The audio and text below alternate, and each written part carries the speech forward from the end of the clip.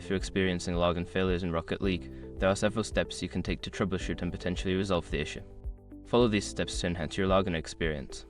Step 1. Check server status. Visit the official Rocket League server status page to see if there are any ongoing server issues. If the servers are down, you may need to wait until they are back online. Step 2. Verify your internet connection. Ensure that your internet connection is stable. You can do this by testing your connection with other online services or devices. If your connection is weak, try resetting your router or connecting via a wired connection. Step 3. Update the game. Make sure that your Rocket League client is up to date. Check for any available updates on your gaming platform and install them. This can resolve compatibility issues that may be causing login failures. Step 4. Clear cache and data. If you're playing on a console or PC, clearing the cache and game data can help. For consoles, this usually involves going into the settings and finding the option to clear cache.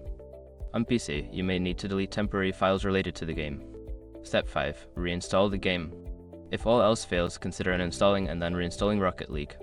This can fix any corrupted files that might be preventing you from logging in. Make sure to back up any important data before doing this. By following these steps, you should be able to enhance your login experience in Rocket League. If problems persist, consider reaching out to the game support team for further assistance.